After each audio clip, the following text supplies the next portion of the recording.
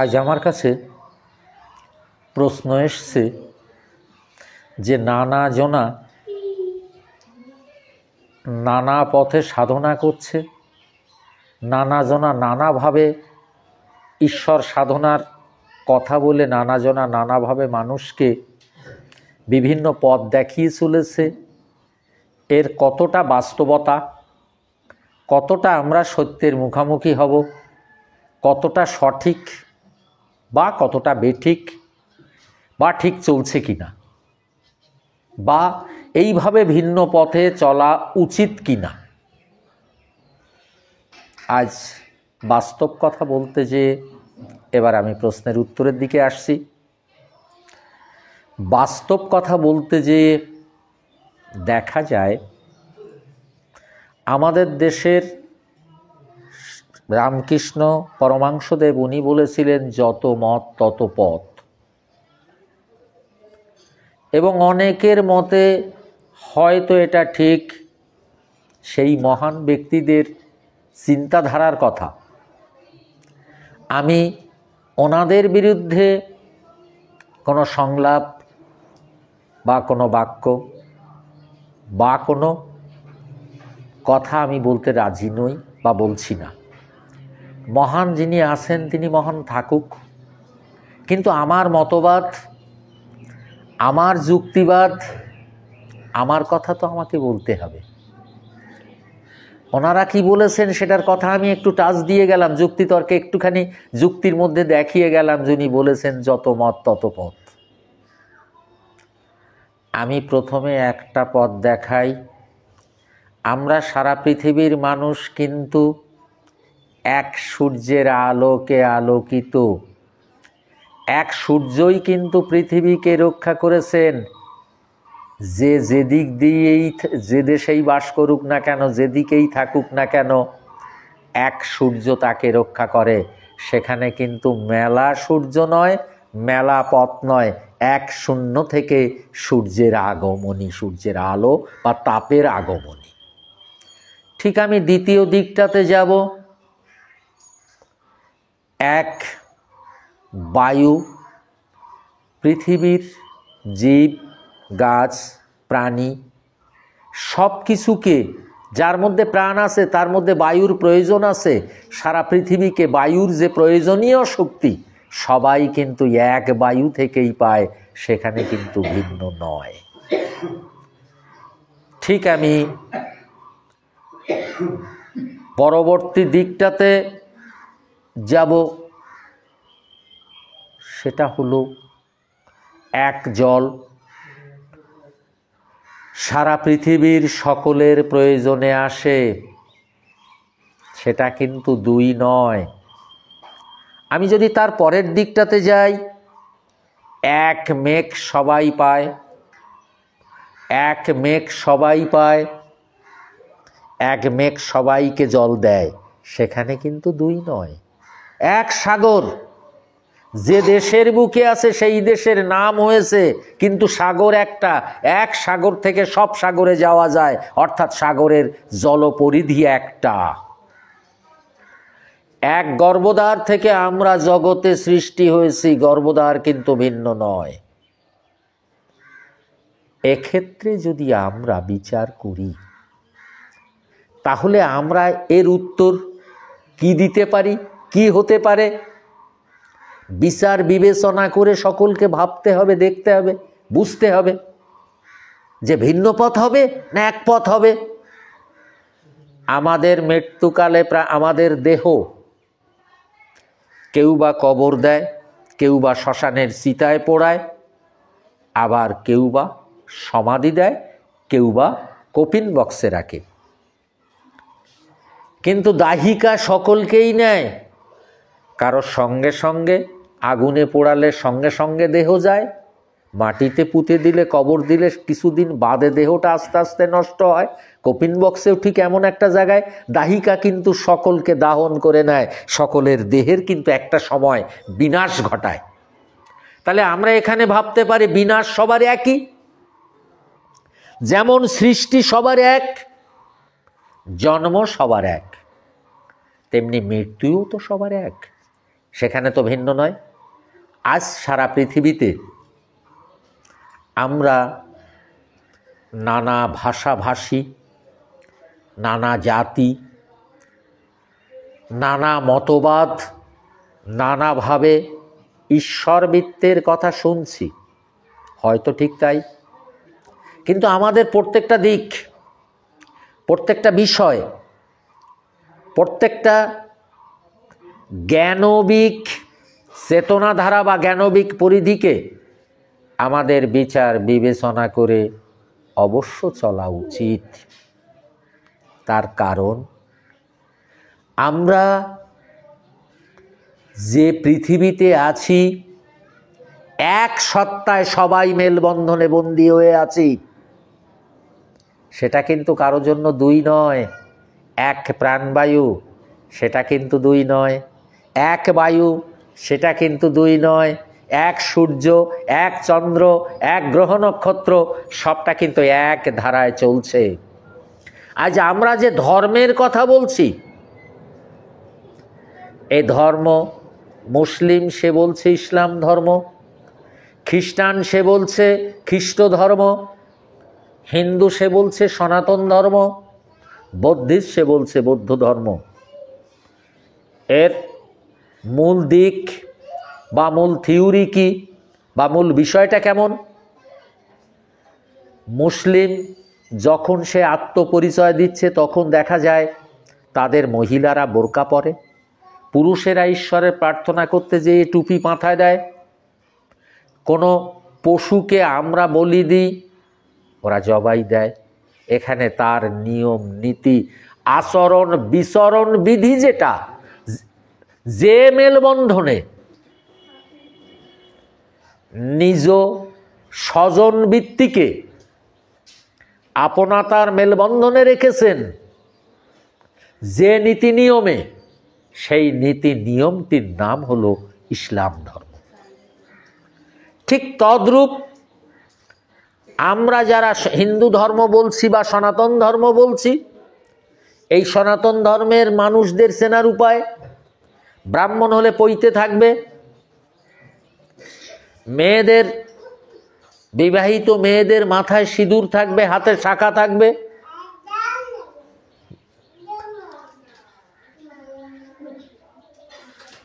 মেয়েদের মাথায় সিঁদুর থাকবে, হাতে শাঁখা থাকবে, নোয়া থাকবে। মন্দিরে পূজা হবে, কাসর ঘণ্টা শঙ্খধ্বনি হবে, তাই না? যে নিয়ম নীতির মধ্যে আমরা দাঁড়িয়ে আছি, এই নিয়ম নীতির যে বতবাদ অন্যকে যখন আমরা সনাতন ধর্ম বলে পরিচয় দেব, হিন্দু ধর্ম বলে পরিচয় দেব, তখন বলবে ওদের মেয়েরা শাঁখা সিঁদুর পরে, ওরা এই এই খায়, ওরা বলি দেয়, ওরা এই এই করে। ঠিক খ্রিস্টানদের ক্ষেত্রে গেলেও তাই, তাদের কপালে এই মানে বুকে একটা ক্রস চিহ্ন থাকবে, অর্থাৎ যিশুর চিহ্ন। তারা রবিবারে প্রার্থনাগারে যাবে, গির্জায় যাবে, প্রার্থনা করবে। তাদের নিয়ম নীতিতে কেউ মারা গেলে সেটা কফিন বক্সের মধ্যে রাখবে। তাদের যে নিয়ম নীতি, সেই নিয়ম নীতির কথাকে বলা হয়েছে খ্রিস্টান ধর্ম। বৌদ্ধিস্টদের যে নিয়ম নীতি, সেই নীতির আদর্শবাদকে বলা হয়েছে বৌদ্ধিস্ট ধর্ম। কিন্তু এখানে একটা বলার বিষয় বা ভাববার বিষয় বা বোঝার বিষয়, এর সঙ্গে আমরা ঈশ্বরের কি তুলনা করব? ঈশ্বরের কোন পথটা বেছে নেব? ঈশ্বরের কোন ভাবনাটা আমরা এর মধ্যে নেব? এই যুক্তিতর্কের মধ্যে ঈশ্বরের ভাবনা কোথায়? একটা সামাজিক নিয়ম নীতিকে রক্ষা করার নাম ধর্ম। যেমন এই আমি আলমারিটা রেখেছি, আলমারির চাবি দেওয়া আছে, তাহলে আলমারির চাবি দিলে কি হয়? খাতাপত্র রক্ষা হয়, তাই না? আমরা রাত্রিতে ঘরে দরজা দিলে কি হয়? নিশ্চিন্তে ঘুমানো যায়, যে না আমার বাইরের কেউ এসে ঘরে ঢুকতে পারবে না, আমি দরজা দিয়েছি। ঠিক ধর্ম শব্দটা তো একটা জাতিকে, মেলবন্ধনটাকে রক্ষা করা, তার মৈত্রী বন্ধনকে ধর্ম বলা হচ্ছে। এখানে রামকৃষ্ণদেব যে কথাটা বলেছিলেন, যত মত তত পথ, হ্যাঁ বলেছিলেন, ঠিকই বলেছেন, ভুল বলেননি। সেটা কি বলেছেন?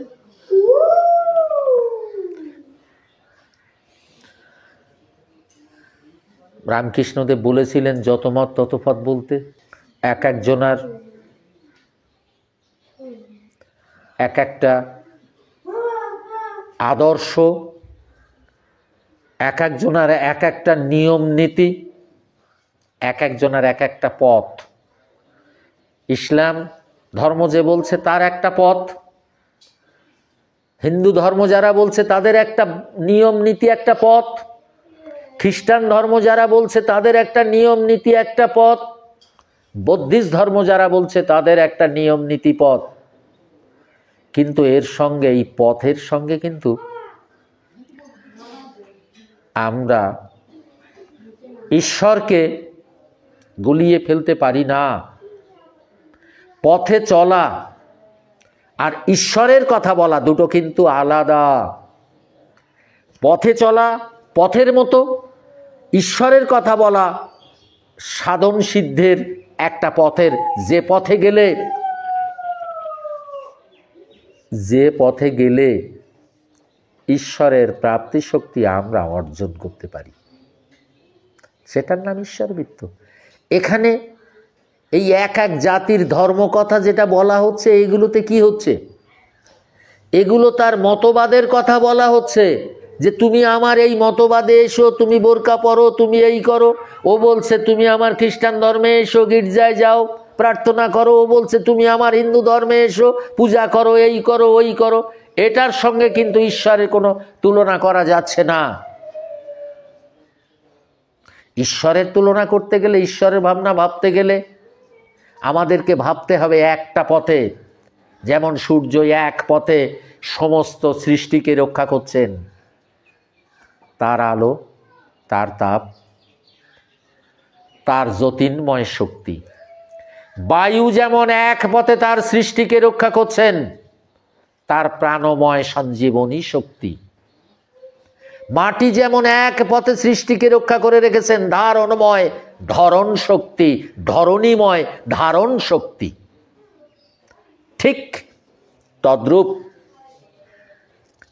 পালনময় যে প্রতিপালন শক্তি, সেটা মাটির ঊর্ধ্ব শক্তিতে এসে হিন্দু বিধান মতে বলা হয় বিষ্ণু শক্তি। অর্থাৎ বিশেষ আদর্শবার্তায় মাটির উপরে আমরা বাস করেও যে প্রতিপালন সত্তা পাই, সেটাকে আমরা বিষ্ণু সত্তা বলি। সেটা সারা পৃথিবীর সকলের জন্য একই। এর প্রতিপালনে কেউ ভিন্ন নাম দিতে পারে, মাটির কেউ ভিন্ন নাম দিতে পারে। মাটির নাম বসমাতা, মাটির নাম ভুবনেশ্বরী, মাটির নাম ধরণী, মাটির নাম ধারিত্রী, মাটির নাম মাখাগি, নানা নাম হতে পারে, কিন্তু বিষয়টা তো মাটি। ঠিক তদ্রূপ বায়ুর নানা নাম হতে পারে, কিন্তু বিষয়টা মাটি, এই বায়ু। সূর্যের নানা নাম হতে পারে, ইংরেজি, বাংলা, উর্দু, হিন্দি, নানা ভাষায় নানা নাম হতে পারে, কিন্তু বিষয়টা সূর্য। জলের নানান নাম হতে পারে, বিষয়টা জল। যেমন এক পুকুরের 4টে ঘাট থাকতে পারে। খ্রিস্টান যদি সেই ঘাট থেকে জল নেয়, একজন ইংরেজ যদি সেই ঘাট থেকে জল নেয়, ইংরেজ যদি ইংরেজ হয় তাহলে সে ওয়াটার বলবে, খ্রিস্টান যদি ইংরেজ হয় তাহলে ওয়াটার বলবে, খ্রিস্টান যদি হিন্দি ভাষী হয় তাহলে সে পানি বলবে। মুসলিম যদি জল নিচ্ছে যে ঘাটে, সে বলছে পানি। হিন্দু জল নিতে যেয়ে বাঙালি হলে সে জল বলছে, কিন্তু বিষয়টা তো জল। ঈশ্বরের ভিন্ন পথ, ভিন্ন আদর্শ আসবে কেন? এক স্রষ্টার সৃষ্টি শক্তিতে আমরা বেঁচে আছি, সকলেই আছি, সারা পৃথিবী সেখানে দাঁড়িয়ে আছে। এক মান, এক মেরুদণ্ডের উপরে এই সৃষ্টি দাঁড়িয়ে আছে। সেটা কেমন? একটু তোমরা বিচার করে দেখো, একটু ভেবে দেখো। আজ পৃথিবীতে যে সৃষ্টি রহস্য, যেমন সাগরের জলে আমরা যদি একটু তাকাই, একটু দেখি, একটু সাগরের তীরে যাই, তাহলে আমরা ভালো কিছু দিক দেখতে পাই। যেমন জল আছে, বায়ুর তরঙ্গ আছে, তাই তুফান। নিচে কিন্তু মাটি আছে, উপরে কিন্তু শূন্য আছে, কিন্তু মাঝখান থেকে একটি বস্তু সৃষ্টি হচ্ছে, সেটির নাম সামুদ্রিক ফেনা। শোলার মতো একটা বস্তু তোমরা সমুদ্রের ধারে গেলে দেখতে পাবে। ঠিক তদ্রূপ এই সৃষ্টিতত্ত্বে এসে জলস্বরূপ মাতৃসমাশক্তি, বায়ু তরঙ্গস্বরূপ পিতৃসমাশক্তি, ঠিক মাতৃনিচ শক্তিতে মাটি আছে ধরে নাও, যেমন জলের নিচে মাটি, ঠিক ঊর্ধ্ব শক্তিতে একটা বায়ু আছে ধরে নাও, তার ঊর্ধ্ব শক্তিতে শূন্য, মাঝখানে পিতার মস্তিষ্কে তরঙ্গিত শক্তি দ্বারা যে সৃষ্টি আসে, সেটা কিন্তু যে তরঙ্গটা আসে সেটা শূন্য থেকে, যে পাওয়ারটা সঞ্চারিত হয় সেটা শূন্য থেকে। যেমন সাগরের জলে তুফান হলে বায়ুবন্দী হয়, জলের সঙ্গে লাভা থাকে, লাভার সঙ্গে বায়ু এবং তরঙ্গের যে বায়ুর যে উতাল পাতাল শক্তি সৃষ্টি হয়, তার থেকে সামুদ্রিক ফেনার সৃষ্টি হয়।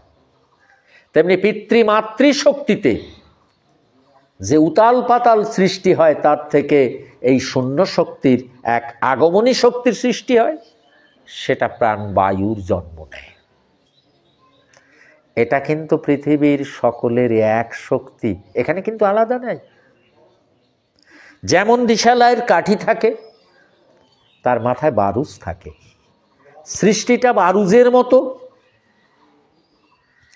আর ঈশ্বর হচ্ছে তার শক্তিকে ধারণের মতো। তাই আজ আমরা এই জগতে প্রাণের সঙ্গে সৃষ্টিকে, ঈশ্বরকে ধারণ শক্তি পেয়েছি। যেমন বায়ু আমাদেরকে ধরে রেখেছে, যদি বায়ু আমাদের দেহ মাঝে সম্প্রসারিত না থাকতো, তাহলে আমরা কেউ প্রাণে বাঁচতে পারতাম না। ঠিক তাপ আমাদের দেহকে ধরে রেখেছে, প্রাণকে ধরে রেখেছে, যদি তাপ দেহে না থাকতো, তাহলে কি কেউ আমরা বেঁচে থাকতাম? তাহলে আমরা প্রথমে কি দেখিয়ে গেলাম? বায়ু। দ্বিতীয় কি দেখিয়ে গেলাম? তাপ। মাটি যদি না থাকতো, তাহলে কি আমাদের এই দেহ ধারণ শক্তি থাকতো? তারপরে আমি দেখিয়ে যাই শূন্য। শূন্য যদি না থাকতো, দেহ কি চলতে পারত? জল যদি না থাকতো, দেহের সঞ্চালন শক্তি কি থাকতো? ঈশ্বর শক্তিটা এমন, সেটা তার ভিন্ন পথ হবে কেন? সকলের মধ্যে এক বায়ু, এক জল, এক মাটি, এক সূর্য, এক শক্তি, এর দুই হয় না। আজ নানা মতবাদে, নানা কথা, বিচরণ বিধিতে মানুষ আচরণে আত্মপ্রকাশ করে যায় চেতনময় চেতনা শক্তি। অবচেতন মনে সচেতন শক্তির দ্বারে যখনও মানুষ হারিয়ে ফেলে স্বার্থ আর মোহের অন্ধকারে, তখনও মানুষ নানা ভিন্ন ভিন্ন ভাষে ভিন্ন পথ ধরে। সত্যি কথা বলতে, সেটা কিন্তু ধর্ম নয়, সেটা কিন্তু এক। এই যে সারা পৃথিবীতে এই মত, ওই মত, ওই পথ, ওই পথ, এর ঘাড়ে লাঠি মারছে, ওর ওকে এই করছে, ও বলছে ওর ধর্ম ঠিক না, ও বলছে ওরটা ঠিক না, ওর প্রার্থনা ঠিক না। তুমি বিচার করার কে? তুমি একবার ভেবে দেখো, বায়ু যদি তুমি না পেতে, তুমি কি বেঁচে থাকতে? সেটা কি কারো বিচার করা যায় যে এর ঠিক না, ওর ঠিক না? সবার কাছে তো বায়ু আছে। তুমি ভেবে দেখো, সবার কাছে কিন্তু সূর্যের আলো আছে। তুমি ভেবে দেখো, সবাই কিন্তু মাটিতে বাস করছে। তোমরা যারা অজ্ঞানতার বশীভূত হয়ে প্রাণ সঞ্জীবনীর সঞ্জীবতা হারিয়ে জ্যোতির্ময় জ্যোতিসত্তা অজ্ঞানতার মধ্যে লুটিয়ে দিয়ে জীবনযাত্রার মূল্যবোধকে বিসর্জন দিতে চাইছো, তারাই নানা পথের সন্ধান দিয়ে নিজ ঈশ্বর চেতনময় সচেতন শক্তিকে দূরাভূত করে হিন্দু সভ্যতাকে নষ্ট করছো বা মানব সভ্যতাকে নষ্ট করছো। এখানে হিন্দু সভ্যতা বলেও লাভ না। আমরা পৃথিবী, সত্যি কথা বলতে কি, আমরা একটা পরিবার। আমাদের পরিবারের গার্জিয়ান যিনি, তিনি পরম স্রষ্টা, সৃষ্টিশ্বর। কি বললাম? তিনি পরম স্রষ্টা, সৃষ্টিশ্বর। যেমন এই পৃথিবীতে আমার প্রথম গার্জিয়ান যদি আমরা বিচার করি, তাহলে আমরা প্রথম গার্জিয়ান সূর্যকে বলতে পারি। তিনি যদি তার আলো, তাপ, জ্যোতি না দিতেন, তাহলে কি পৃথিবীতে জীব সৃষ্টি হতো? আমরা দ্বিতীয় দিকে বলতে পারি, এ মাটি যদি ধারণ শক্তি না দিত, তাহলে কি আমরা কেউ থাকতে পারতাম? আমরা বলতে পারি, এ বায়ু যদি আমাদের সঞ্চালন শক্তি না দান করত, তাহলে আমাদের স্থান কোথায়? আজকে সারা পৃথিবীর খুব দুঃখজনক, খুব ভাববার বিষয়, খুব লজ্জাজনক, খুব লক্ষ্যজনক পরিস্থিতি সারা পৃথিবীতে চলছে। মানুষের বিরোধ ঈশ্বর নিয়ে, মানুষের বিরোধ ঈশ্বর সত্তার মধ্যে সংঘাত জুড়ে, মানুষের ভেদাভেদ ঈশ্বর নিয়ে। কেন? তোমাকে যে মা জন্ম দিয়েছে, আমাকে কি আর একজন দিয়েছে? তোমাকে, তুমি যে ভূমির উপরে দাঁড়িয়ে আছো, আমি কি আর এক ভূমির উপরে দাঁড়িয়ে আছে? তোমাকে ঈশ্বর যে শক্তি দিয়েছে, আমাকেও সেই শক্তি দিয়েছে। তোমাতে আর আমাতে ব্যবধান কোথায়? খ্রিস্টান বলছে আমি বড়, তোমরা খ্রিস্টান হও। মুসলিম বলছে আমি বড়, চিন্ময় থেকে সবাইকে লোপাট করে দাও, হিন্দু মন্দির ভেঙে দাও, হিন্দুদের ধ্বংস করে দাও। এক এক জাতি এক একটা ভাষা তুলছে কেন? তোমরা কি একবারও ভাববে না? তোমরা কি একবারও বুঝতে চেষ্টা করবে না? এক স্রষ্টা তো সবাইকে সৃষ্টি করেছে। তোমাকেও যিনি সৃষ্টি করেছেন, আমাকেও তো তিনি সৃষ্টি করেছেন। খ্রিস্টানকে যিনি সৃষ্টি করেছেন, মুসলিমকে তিনি সৃষ্টি করেছেন, বৌদ্ধিস্টকে তিনি সৃষ্টি করেছেন, হিন্দুকে তিনি সৃষ্টি করেছেন। সেখানে তো নাই ব্যবধান। সমাধান সম্প্রীতি, সমাধান আপনতা, সমাধান সমন্বয়। তাই এক এক ক্ষেত্রে আমরা এক একটা দৃষ্টান্ত খুঁজে পাই। এক ক্ষেত্রে দেখলাম স্বামী বিবেকানন্দ বললেন, জীবে প্রেম পায় করে যে জন, সেজন সেবী সে ঈশ্বর। আমি একটা জায়গাতে ভাষা ব্যবহার করেছিলাম, আজও করে যাচ্ছি সেই ভাষাটা, মানুষ হবে শ্রদ্ধার, ঈশ্বর হবে আরাধ্যার। ব্যবধান হবে না, সবার জন্য শ্রদ্ধা হবে।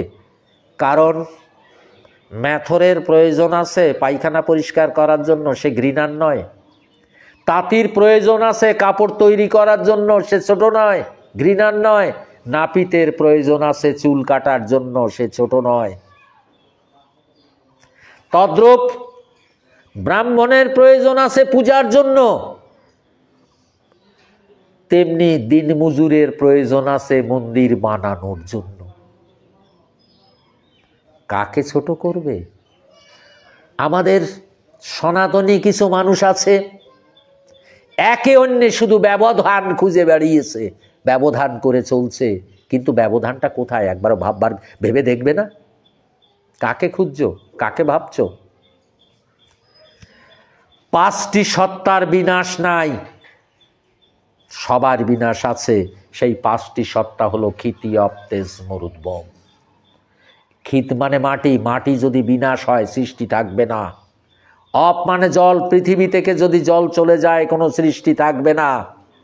তেজ মানে তাপ, পৃথিবী থেকে যদি সূর্যের সম্পর্ক চলে যায়, সূর্য যদি চলে যায়, তাহলে কোনো সৃষ্টি থাকবে না। মরুত মানে বায়ু, যদি চলে যায় কোনো সৃষ্টি থাকবে না। বোম মানে শূন্য, এই শূন্য যদি চলে যায় কোনো সৃষ্টি থাকবে না।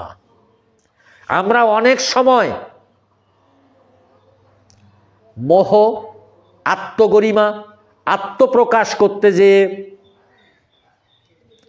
আমরা অনেক সময় আত্মগরিমায় এক একজন মহান ব্যক্তি, তিনি সমাজের অনেক কল্যাণ করেছেন, যেমন আমাদের কবিগুরু রবীন্দ্রনাথ ঠাকুর। সমাজের যে জ্ঞান, যে চেতনা ভারতবর্ষের, তার 60% না হলেও 50% জ্ঞান কবিগুরু রবীন্দ্রনাথের। তাহলে তাকে আমরা কি বলবো? মহামানব, মহাপুরুষ বলবো।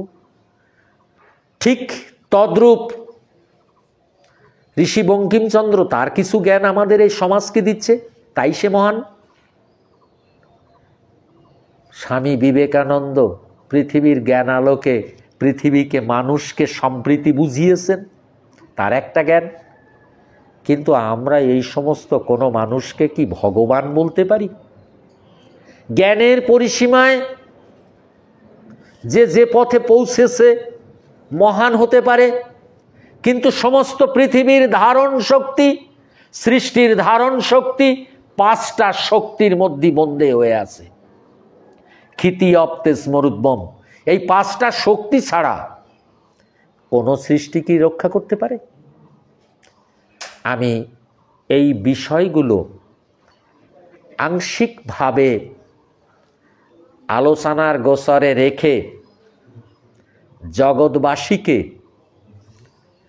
চিন্তা, ভাবনা, চেতনার মধ্যে প্রবেশ করে সঠিক বিচরণ শক্তির মধ্যে কোন পথটা ঠিক, কোন পথটা বেঠিক, তার বিচার বিবেচনা করতে বলছি।